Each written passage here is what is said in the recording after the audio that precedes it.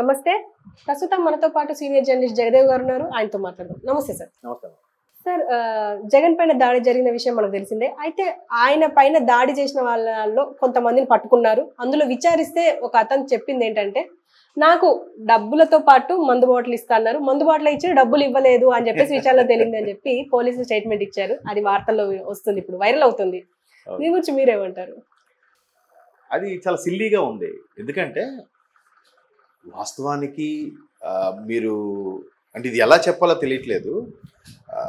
జనరల్గా ఒక పక్షం వాళ్ళు ఒక పక్షం వాళ్ళు మాట్లాడేదని చెప్తున్నారు. జగన్మోహన్ రెడ్డి గారు అనే వ్యక్తి లైటింగ్ ఉండేటప్పుడు సిద్ధం సభలు పెట్టారు, క్రాస్ సింబల్ లాగా పెడుతూ కింద గ్రీన్ మ్యాట్లు వేసి. సో ఇప్పుడు క్యాన్వాసింగ్ నైట్ జరుగుతుంది. మేబీ ఎండలు తాళలేకో లేదంటే ఇంకేదో ప్రోగ్రామ్ ఉందో అవు కానీ. బట్ చాలామంది విశ్లేషకులు చెప్పే అభిప్రాయం కూడా ఏంటంటే, ముఖ్యమంత్రి వచ్చే దారిలో కరెంట్ లేకపోవడం ఏంటి ఫస్ట్ థింగ్. రెండోది, అంత ఇదిగా కరెక్ట్గా ఆయనకే తగిలేలా కొట్టే అంత షూటర్స్ ఎవరుంటారు, అదొకటి. చుట్టూ వలయంలాగా ఉంటే ఆయనకి తాకేయడానికి మహా అయితే ఎదురుగా వచ్చి కొడితేనే తాకుతుందేమో ఆయనకి.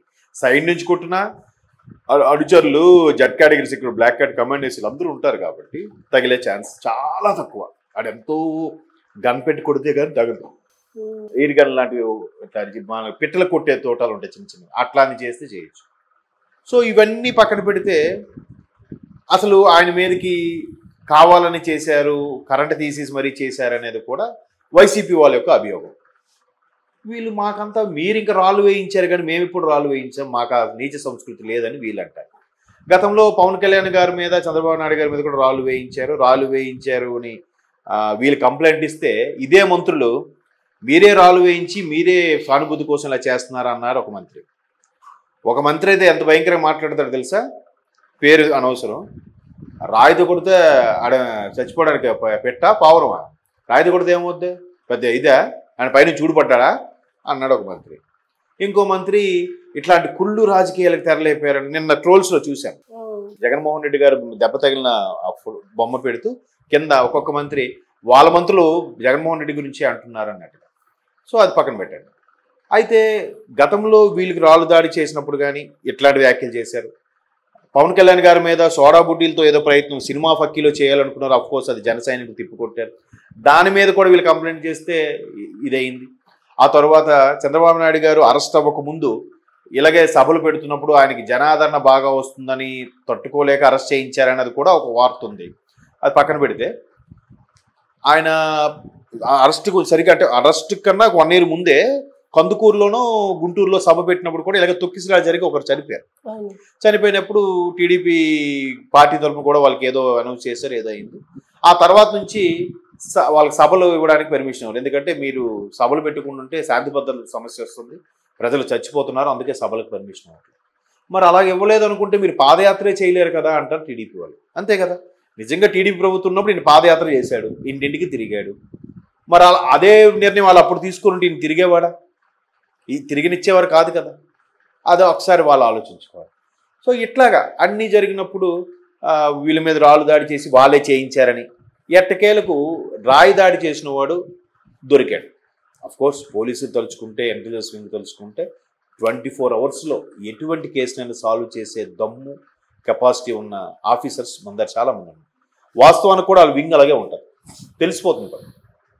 బట్ పట్టుకున్నారు కానీ, నిన్నటికి పట్టుకున్నారు కానీ ఎందుకో ఆ వ్యవహారాలు బయటికి తీసుకురావలే. వాళ్ళు దాచిపెట్టారని కూడా కొన్ని వార్తలు వచ్చాయి. అందులో ఒక రౌడీ షీటర్ కూడా ఉన్నాడు, దొరికిన వాళ్ళు 3 దొరికితే. అంటే ఇది ఒక కథనం, ఇందులో వాస్తవం ఎంత కూడా తెలియదు. ఫైనల్గా ఏమైందంటే అది మీరు అన్నట్టుగా ఎవడో ఒకడు రాయి ఇచ్చి కొట్టాడు. ఆ రాయి కూడా ఎలా అంటే జనరల్గా మందు, బిర్యానీ ప్యాకెట్ ఇస్తారు, దాంతోపాటు డబ్బులు ఇస్తారు. కొంతమంది అదే చెప్పాను కదా ఇందాక మీకు, ఇంతకుముందు డిస్కషన్ ఒకసారి చెప్పాను, వాడు ఒక ₹1,00,000 పంచమని ఇస్తే వాడు ఒక 10,000 20,000 ఉంచుకొని 80,000 కిందోడికి ఇస్తాడు. ఈ 80,000లో ఈడు మళ్ళీ 10,000 ఉంచుకొని కిందోడికి 70,000 ఇస్తాడు. ఆ 70,000 ఇంకొక 5,000 ఉంచుకొని వాడు 65,000 ఇస్తాడు. ఇలాగ ఒక్కొక్కటి కింద స్థాయి వెళ్ళోడికి ఎవరే ఒక్కొక్కడికి 500 ఇవ్వమని చెప్పారనుకోండి, 500 బాటిలా బాగా ఎక్కువ కదా. సరే బాటిల్ 200 పోతే 300 ఇస్తాను రా, బాటిల్ 300, మొత్తం మీద 500 రా అనేది చేస్తాను. అంటే పైన ఇమ్మంది మాత్రం 500 ఒక బాటిల్, వీడేం చేస్తాడు 500 కుదించేస్తాడు, మళ్ళీ ఇది మిగిల్చుకుంటాడు. అలాగే మిగిల్చుకునే టైంలో కొంతమంది ఇస్తారు, కొంతమంది ఇవ్వరు. అలాగే ఇప్పుడు ఎవడో ఫుల్ తాగేసి ఎక్కేసినాడు ఇట్లా రివర్స్ అవుతుంటారు. ఆడు తాగేస్తే ఇంకా కొన్నంత ధైర్యం వచ్చేస్తుంది ఆడికి. ఆడవరే ముఖ్యమంత్రితో పెట్టుకుంటున్నావురా బాబు, పోలీసుతో పెట్టుకుంటాను స్పృహ కూడా ఆడికి ఉండదు. ఉన్నా కూడా నన్ను కొట్టేవాడు నేనే హీరో అన్నట్టు ఫీల్ అవుతాడు తాగినాడు. సో అట్లాగే ఎవరో చేశారని. ఇవన్నీ పక్కన పెడితే నిజంగా రాయి తగిలితే, ఎంత చిన్న రాయి అయినా గట్టిగా తగిలితే ఆ ప్లేస్లో బొప్పి కడుతుంది. మనం బొప్పి కట్టిన సిచ్యువేషన్ ఎక్కడా చూడలేదు, కేవలం గీరుకుపోయిన సిచ్యువేషన్స్ ఉన్నాయి. అయితే దీనికి కొంతమంది అనలిస్టులు చెప్పిన అంశం ఏంటంటే, ఆ గజమాల ఏదైతే వేయాలనుకున్నారో గజమాలలో ఉన్న దానికి ఏదో సంథింగ్ అల్పియో లేదా ఆ మాల కట్టినప్పుడు ఏదో ఉండిపోవడమో దాంట్లోంచి తగిలి గీరుకుందని కూడా చెప్పారు.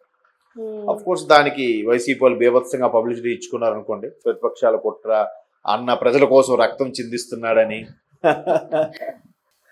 అట్లా దానికి మళ్ళీ ఇవాళ పొద్దున కూడా ఒకటి చూశాను, మొత్తం ఒక దగ్గర 10-12 మంది డాక్టర్లతో మధ్యలో జగన్మోహన్ రెడ్డి గారు ఆ స్టిచెస్ కూడా లేదు, జస్ట్ ఒక ప్లాస్టర్ వేస్తే సరిపోతుంది. అది కూడా జిహెచ్ఎస్ వైజాగ్ లో గవర్నమెంట్ హాస్పిటల్, ఆ చుట్టూ హాస్పిటల్తో ఫోటో.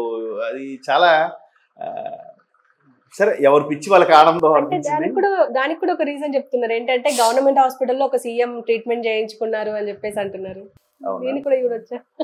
అదే అంటే చూద్దాం. ఇప్పుడు ఇక్కడ కూడా ఇలాగే అన్నారు. ఒక ఆయన తెలంగాణ గవర్నమెంట్లో కేసీఆర్ గారు దిగిపోయిన మరుక్షణం రేవంత్ రెడ్డి గారు వచ్చారు.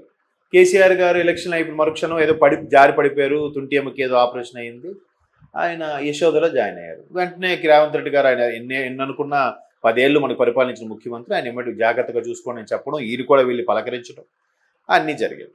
మరి ఈయన ఎందుకు ప్రైవేట్ హాస్పిటల్లో ట్రీట్మెంట్ చేయించుకున్నాడు అని అడిగాడు. కరెక్టే కదా. ఇంతకుముందు జరిగిన వాటిలో కూడా ఈయన ఏ హాస్పిటల్లో చేయించుకున్నాడు ఈయన ట్రీట్మెంట్లో, హెల్త్ చెకప్ అయినప్పుడు గట్రా.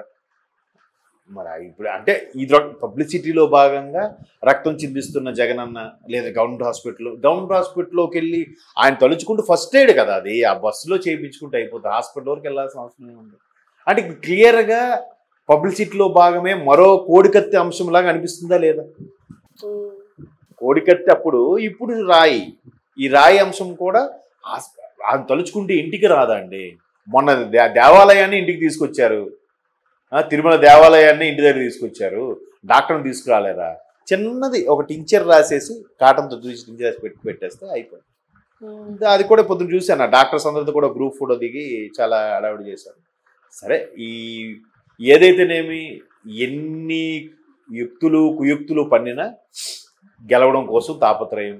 సరే, ఎవరి ఆనందం వాళ్ళ ఆనందం, ఎవరి పిచ్చి వాళ్ళకి ఆనందం అన్నట్టు. చూద్దాం మరి ప్రజలు ఎటువైపు మొగ్గు చూపుతారో, నిజమైన ఇవన్నీ నమ్ముతారో, లేదంటే అబ్బా మరో కోడికత్తి అంటారో, లేదంటే నిజంగా ఆయన ఎక్కడికి గెలిచేస్తాడని చెప్పి ముగ్గురు ఒకటైపోయారని ఇప్పుడు కొత్త నినాదం తీసుకొస్తున్నారు కదా. సరే కానీ ఏదైతేనేమి మొత్తానికి ఆయనకి కొంచెం సానుభూతి ఆడవాళ్ళు ప్రయత్నించారు, బట్ అది అపహాస్యం అయిపోతుంది అంతా. మరి అది ఎంతవరకు పొలిటికల్ మైలేజ్గా యూజ్ అవుద్దో చూద్దాం. Okay sir, thank you.